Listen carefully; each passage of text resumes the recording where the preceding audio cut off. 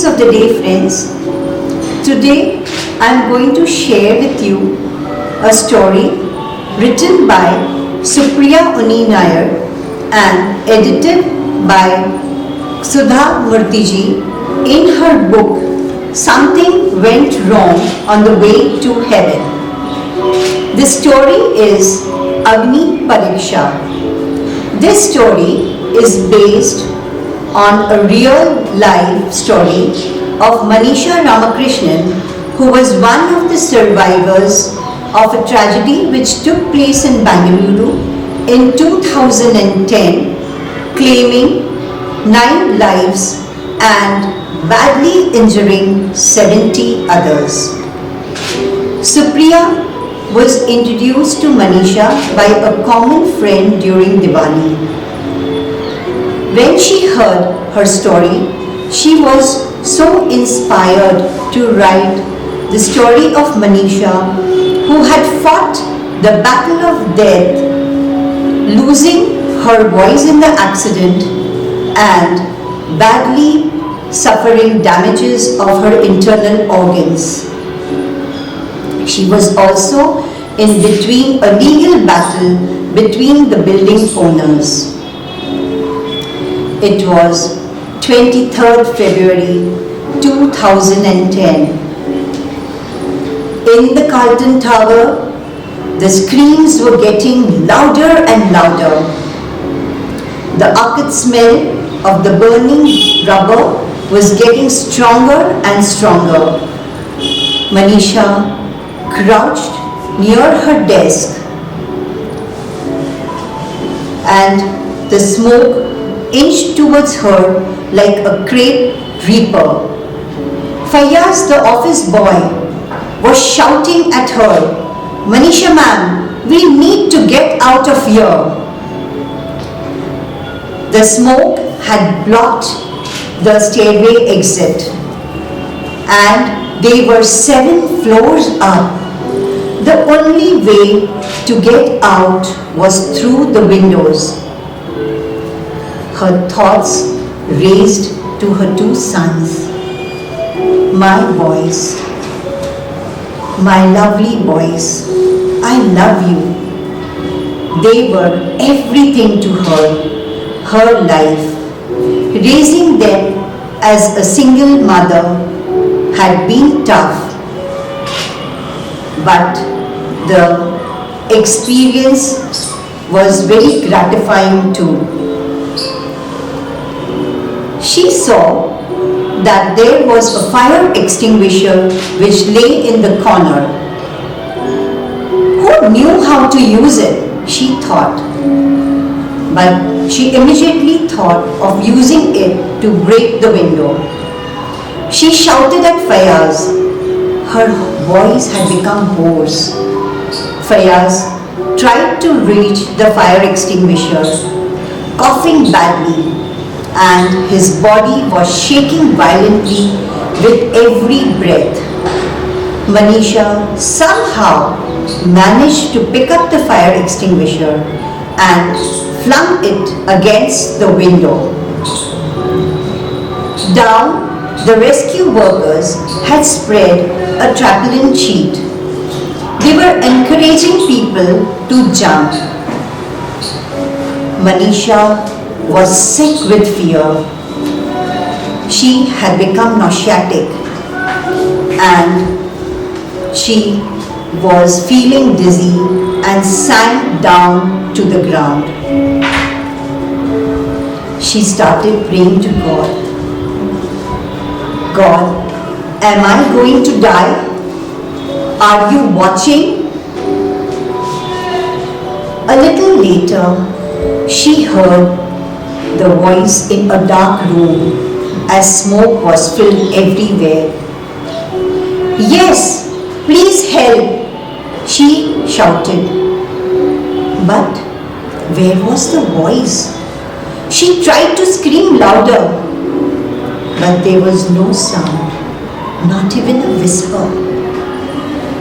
She only heard the footsteps fade away. Soon, Manisha tried to crawl to where she thought her table was and waited. Suddenly, there was another voice, but this time there was light. As she lay on the ground, she could smell the boots of the rescue worker. She crawled towards it and tugged into the trouser of the rescue worker, shocking him. He helped her up. 4 people had to help her down the steps, one by one, towards freedom, towards life.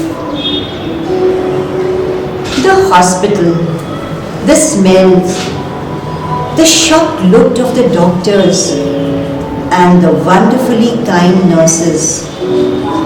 She had to be immediately shifted to the ICU as the tracheotomy had to be done as soon as possible. Days melted into weeks and weeks into months. 3 months. Manisha saw the concerned faces of her family. She saw the tears rolling down her children's cheeks, and she again drifted into coma for 3 days. She was the only fire patient left in the hospital. Eventually, after a few days, she was out of the ICU. Now, she had to learn to breathe without the ventilator. There was more pain. She had already lost 40 kg. When she heard the doctor and her father say something about the money, suddenly Manisha remembered her purse. There was 25,000 rupees for Dhruv's fees. Oh, all burned to ashes with the furniture and the important documents. After 8 months, Manisha was discharged from the hospital, but she was completely without voice. The tracheal tube had been inserted in her throat permanently, and she needed its help to speak. Her kidneys were badly damaged, and her lungs too. Now, Manisha most of her time spent laughing and reading with her boys. She started helping and supporting her friends and other houseworkers. Her home became a sanctuary for wounded animals. I am a born nurturer, she thought happily, and she made it her passion to nurture and to spread joy. She had to go in and out of the court, fighting justice for herself and the other survivors. She also thought that now the time had come, she needed to go back to work. But the new multinational IT office with its efficient building suffocated her, and she decided to quit the job. And eventually, she took up her second passion, cooking. Now she started catering for small birthday parties for her friends, children, and family.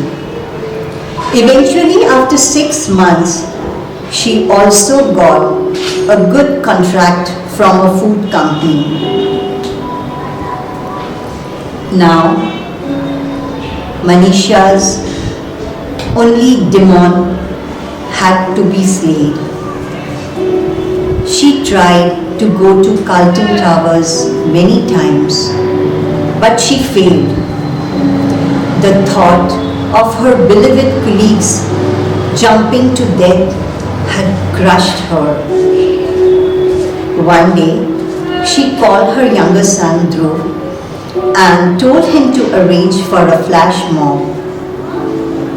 Dhruv was silent and then, as if understanding, smiled at his mom and nodded. On 23rd February 2013, exactly 3 years later, Manisha, Dhruv and his friends and the other family members of the deceased reached the Carlton Towers. They danced and lit paper lanterns with the name of the deceased family members and released them into the air. They celebrated beyond Carlton. Manisha felt at peace. Her biggest demon had been slain. Agni Pareeksha was something in the Ramayana we all know that Sita was asked to undergo to prove her chastity. Manisha's trial was as harsh as hers, but she was rewarded with life. She says her positivity lies in the simplest thing: gratitude for all the simple pleasures of life. Friends, at some point of time, we have all undergone through such a situation like Agni Pareeksha in a different way. Let us also be grateful for this just one life. Let's learn to love and to enjoy and to live it to its fullest. Thank you.